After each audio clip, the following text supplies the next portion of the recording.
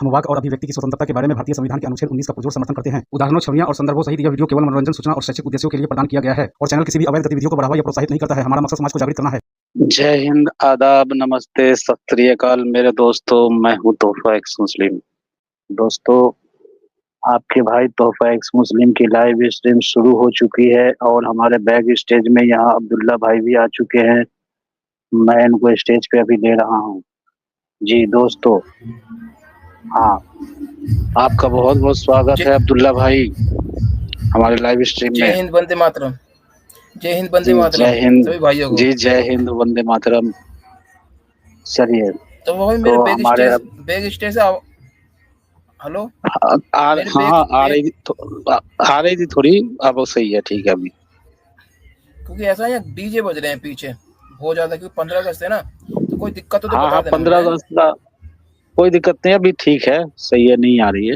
ऐसा तो मेरे पीछे भी वो स्कूल का प्रोग्राम चल रहा है ना, आज 15 अगस्त है, तो पीछे वो बज रहे हैं, मेरे पीछे भी बज रहे हैं, तो कोई दिक्कत नहीं है। मैं तो पता ही है कि हाँ, चलो ठीक है। तो हमसे अभी हमारे दोस्तों से पूछ लेता हूँ। अगर 6 लोग तो अभी जुड़े हैं शुरू में। दोस्तों, आप लोग बजाइए जितना हो सके ज्यादा। हाँ, आप लोग दोस्तों, अब्दुल्ला भाई हमारे आ चुके हैं और हम भी आ चुके हैं। सबसे पहले तो आप सभी जितने भी हमारे दोस्त हैं, जितना भी, पहले कंफर्म कीजिए कि वॉइस सही है या नहीं है। 13 लोग जुड़ चुके हैं। फटाफट आप लोग कमेंट करके बताइए वॉइस सही है कि नहीं। वरुण जी हमें बोल रहे हैं जी कमेंट करके, वॉइस यस ठीक है। एक्सपेक्ट कैरियर साहब हाँ बोल रही है यस ठीक है। जय हिंद वंदे मातरम हमारे आदित्य उपाध्याय जी बोल रहे हैं जय हिंद वंदे मातरम। जी आपको भी बहुत बहुत जय हिंद वंदे मातरम।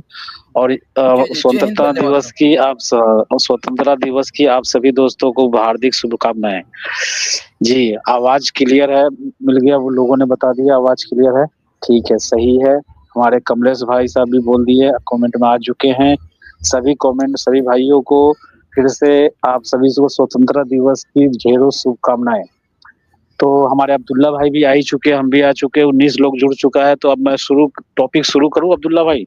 पहले ऐसा होता है ना कि टॉपिक हम रख देते हैं ना लोगों के सामने, तो हमारे उसी जितने भी मोमिन हजरत जुड़ेंगे तो हम टॉपिक के इर्द गिर्द ही बात करेंगे, उससे जुड़ी बातें करेंगे।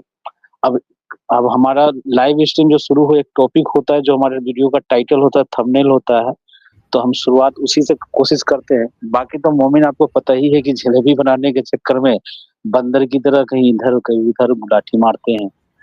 तो कोई नहीं, वो मारेंगे, हम देख लेंगे, सब झेल लेंगे उनको। लेकिन फिलहाल हम तो अभी हमने शुरुआत किया है। तो शुरू में हम अपना जो हमारा जो टॉपिक है उसको रख देते हैं अपने दोस्तों के बीच में, लोगों के बीच में, ठीक है जी। तो शुरू करता हूँ। ठीक है दोस्तों, आप लोग जो है ना, वैसे तो मैंने अब इनको अंसारी भाई को बोल दिया था कि ग्रुप में शेयर कर देने के लिए। दोस्तों आप लोग भी जितने अपने दोस्त हैं, हाँ मैंने बोल दिया था उनको, और उनको जुड़ने के लिए लिंक भी भेज दिया है। तो हमारे दोस्तों, आप लोग सभी दोस्तों से गुजारिश यही है कि आप लोग लाइक और कमेंट का सिलसिला जारी रखिए और अपने अपने जो भी ग्रुप है उनमें आप शेयर कर दीजिए लाइव स्ट्रीम को। आज हम लोग इंडिपेंडेंस डे मनाएंगे मिल करके, जो जितनी देर हो आप सब जुड़ेंगे। हम ज्यादातर आप लोग मोमिन हजरत आते हैं, टॉपिक हमने शुरू कर देता हूँ, टॉपिक यहाँ भी बता देता हूँ, और उसके बाद मोमिन लोग जुड़ेंगे। लिंक मैंने पहले ही कमेंट में पेस्ट कर दिया है, इसीलिए लाइव स्ट्रीम शुरू होने से पहले ही मैंने पिन कर दिया है आप लोगों के लिए। और आप लोग भी जुड़ेंगे और अपनी अपनी बातें रखेंगे और हम एक दूसरे को इंडिपेंडेंस डे की, स्वतंत्रता दिवस की शुभकामनाएं देंगे। तो ठीक है, पहले मैं अपने टॉपिक पे आता हूँ, टॉपिक रखना शुरू करता हूँ, ठीक है। ओके अब्दुल्ला भाई जी बिल्कुल, करिए, शुरू करिए जी। लेकिन आप लोग शेयर ग्रुप में करते रहें जी। देखिए दोस्तों, आज का हमारा लाइव स्ट्रीम का टॉपिक है मोमिन औरतें जो खुद को नबी के लिए हिबा कर दे, यानी अपने आप को नबी को गिफ्ट कर दे, अपना नफ्स रसूलुल्लाह को सौंप दे। और इस टीम का टाइटल है इश्क़े नबी।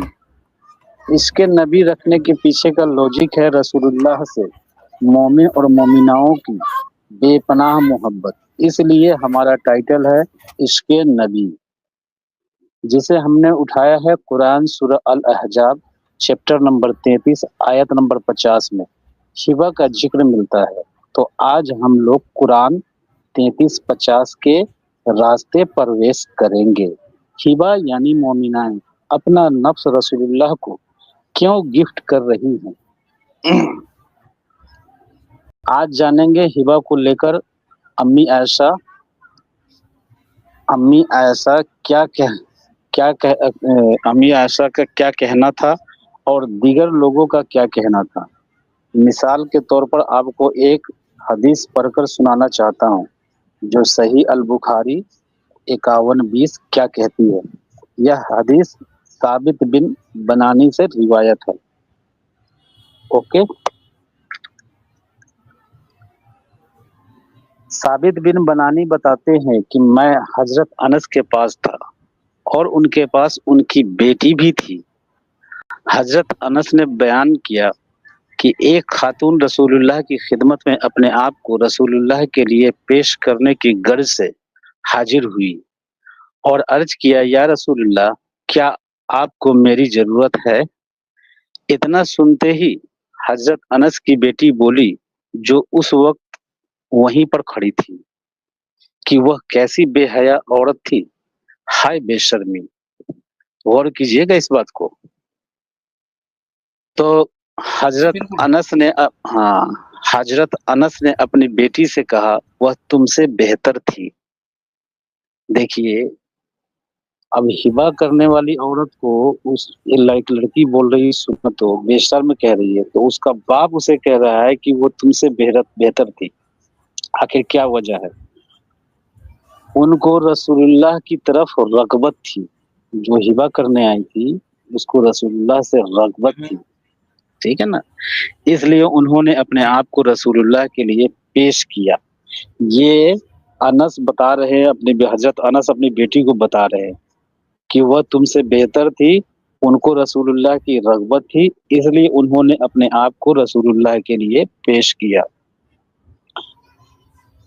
तो दोस्तों, इस स्ट्रीम में आगे बढ़ने से पहले आप सभी को बता दूं, रसूलुल्लाह से मोमिनों का बेपनाह मोहब्बत करने का असली कारण हमें जो समझ में आता है वो है रसूलुल्लाह की जिंदगी मुबारका में बहुत सारी औरतों की मौजूदगी।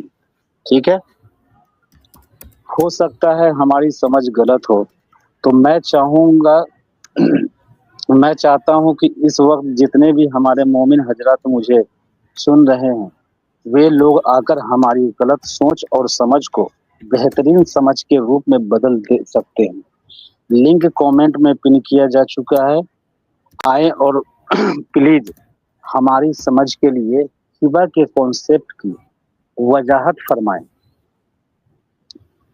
रसूलुल्लाह की जिंदगी मुबारका में बहुत सारी औरतों का आना जाना हदीसों से साबित है, क्योंकि जब एक औरत मर्द इकट्ठा होते हैं तो तीसरा जीवन यानी एक बच्चे की उत्पत्ति होती है।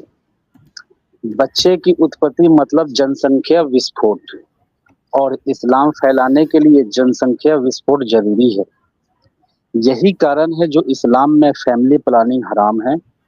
कोई भी प्रिकॉशन लेना इस्लाम के खिलाफ है। नसबंदी नलबंदी कराना हराम है। गर्भ निरोधक गोलियां खाना हराम है। कंडोम यूज करना हराम है। भारतीय मोमिनों की जागरूकता के लिए कुछ आंकड़े डेटा में पेश करना चाहता हूँ अब्दुल्ला भाई, ठीक है। जी जी जी जो सुप्रीम कोर्ट के वरिष्ठ वकील अश्वनी उपाध्याय जी कहते हैं,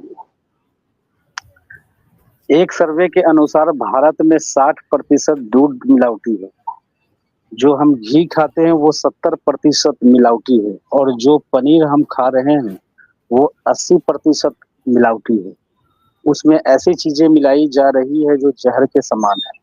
ऐसी चीजें हमारे खान पान के सामान में मिलाया जा रहा है, जिसकी वजह से कैंसर बढ़ रहा है, कोलेस्ट्रॉल बढ़ रहा है, डायबिटीज बढ़ रहा है, इनबैलेंस हो रहा है, हार्मोन हमारा इनबैलेंस हो रहा है, ठीक है। एयर पोल्यूशन मूल कारण जनसंख्या विस्फोट, वाटर पोल्यूशन मूल कारण जनसंख्या विस्फोट, नॉइज पोल्यूशन मूल कारण जनसंख्या विस्फोट। ग्राउंड लेवल नीचे जा रहा है, 30 फीट नीचे पानी मिल जाता था, अब वहां 200-250 फीट नीचे बोरिंग करना पड़ रहा है। क्यों? क्योंकि वहां नीचे पानी खत्म होता जा रहा है। खत्म होता जाए। और हाँ, और ये पानी कोई भी सरकार दोबारा ठीक नहीं कर सकती है। भारत की 50% से ज्यादा समस्याओं का मूल कारण जनसंख्या विस्फोट है। और वो अश्वनी उपाध्याय आगे बताते हैं कि भारत के संविधान में साफ साफ लिखा हुआ है, पॉपुलेशन कंट्रोल करिए, फैमिली प्लानिंग करिए, हम दो हमारे दो लागू कराएं, जनसंख्या नियंत्रण करिए। लेकिन इसके ऊपर संसद में चर्चा नहीं हो रही है। आप सभी समस्याओं की रूट काज एनालिसिस कीजिए। कहीं न कहीं उनका मूल कारण जनसंख्या विस्फोट है। गरीबी का मूल कारण जनसंख्या विस्फोट है। बेरोजगारी का मूल कारण जनसंख्या विस्फोट है। प्रदूषण का मूल कारण जनसंख्या विस्फोट है। सड़क पर भीड़ है, मूल कारण जनसंख्या विस्फोट है। रेलवे में भीड़ है, मूल कारण जनसंख्या विस्फोट है। अपराध बढ़ रहा है, मूल कारण जनसंख्या विस्फोट है। सब कुछ हो रहा है। अगर भारत में वास्तव में शांति स्थापित करनी है, अगर भारत को सुरक्षित बनाना है, अपराध खत्म करना है, तो हम दो हमारे दो को लागू करना ही पड़ेगा। हम दो हमारे दो के अलावा कोई रास्ता नहीं है। सरकार जब तक 2 करोड़ घर बनाकर 5 साल में देती है, तब तक उस 5 साल के अंदर 10 करोड़ नए बेघर, गौर कीजिएगा अब्दुल्ला भाई, नए बेघर पैदा हो जाते हैं। मेरी आवाज आ रही है अब्दुल्ला भाई? अब्दुल्ला भाई मेरी आवाज आ रही है? आ रही है, आवाज आ रही है। बेघर हो हाँ जाते हैं सर, इतने और तैयार हो जाते हैं। हाँ हाँ सर, आप म्यूट किया था आपने, ठीक है। तो हाँ हाँ, ये बात कीजिएगा कि सरकार जब तक 2 करोड़ घर बनाकर 5 साल में देती है, तब तक उस 5 साल के अंदर 10 करोड़ नए बेघर पैदा हो जाते हैं। बिल्कुल 90 करोड़ बच्चे रोज पैदा हो रहे हैं। 90,000 का मतलब है साल में 3.25 करोड़ बच्चे पैदा हो रहे हैं। अगर आंकड़ों में देखें तो 32 करोड़ 8,50,000 है। यानी एक सरकार जो 5 साल के लिए आती है, उस 5 साल में जी जी लगभग 16.5 करोड़ बच्चे पैदा हो जाते हैं। अगर आंकड़ों में इसे देखें तो 16 करोड़ 42,50,000 बनता है।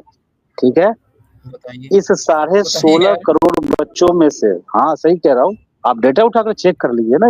ये किनका डेटा है पता है? किनका डेटा है ये? अश्वनी उपाध्याय, ये सुप्रीम कोर्ट के वरिष्ठ वकील हैं, जी उन्होंने ये डेटा दिया हुआ है। आप चेक कर सकते हैं, ये तो सारा ओपन है, पब्लिक डोमेन में है। इस अच्छा 16.5 करोड़ बच्चों में से 10 करोड़ बच्चे गरीबी रेखा के नीचे पैदा हो रहे हैं। तो सरकार जब तक 2 करोड़ घर बनाती है, तब तक 10 करोड़ बेघर पैदा हो जाते हैं। समझ रहे हैं आप बात को? तो ये जी चीज बिल्कुल है। समझ रहा हूँ। तो हमारे मोमिन हजरात की जो रसूलुल्लाह की जिंदगी से जो सीखने के लिए मिलता है, तो हमने जितना भी अध्ययन किया है, बस एक ही चीज मुझे समझ में आया है अभी तक। समझे अब्दुल्ला भाई? सही बताओ ईमानदारी से, तो जी इस्लाम को कैसे फैलाना है पूरी दुनिया पर, इस्लाम को कैसे गालिब लाना है। तो ये चीज हमने और जब इस बात को महसूस किया है, एहसास किया है इस्लाम को पढ़ने के जी बाद, बिल्कुल। कि हाँ हर जी तो वो तरीके सही से। कह रहा हूँ और आप। हाँ, एक बात मैं कहना चाहूंगा, तो भाई एक बात मैं कहना चाहूंगा, थोड़ी सी माफी चाहूंगा आपकी बात को बीच में नहीं रोकने नहीं के नहीं, लिए। बोलिए।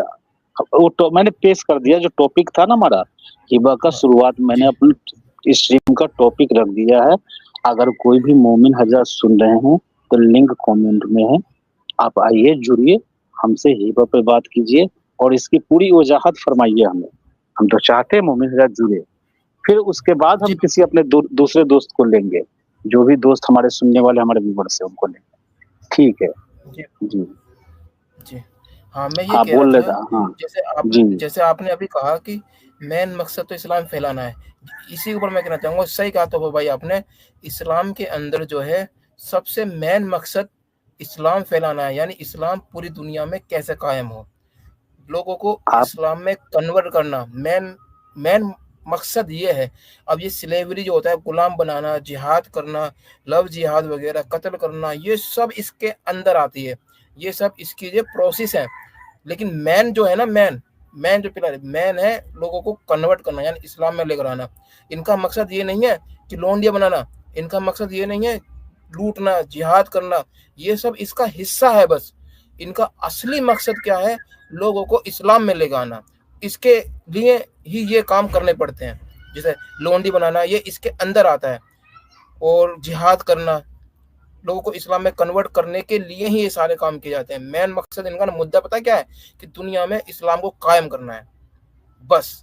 किसी भी तरीके से उसके लिए किसी भी हद तक जा सकते हैं, और इसके लिए तोहफा भाई हर चीज जायज हो जाती है, हर चीज जी जायज जी है। अगर आप लोगों को इस्लाम में कन्वर्ट करने के लिए आप कोशिश कर रहे हैं, मान लो मिसाल के तौर पर, अगर आप चाहते हो कि ये लोग इस्लाम में आ जाएं यानी इस्लाम कबूल कर लें, तो आपके लिए रेप भी जायज हो जाएगा, आपके लिए कत्ल भी जायज हो जाएगा, आपके लिए झूठ बोलना जायज हो जाएगा, आपके लिए कोई भी दुनिया की ऐसी बुराई नहीं है जो आपके लिए जायज ना हो, अगर आप दूसरे किसी इंसान को इस्लाम में कन्वर्ट करना चाहते हैं और आपकी ये नियत है तो।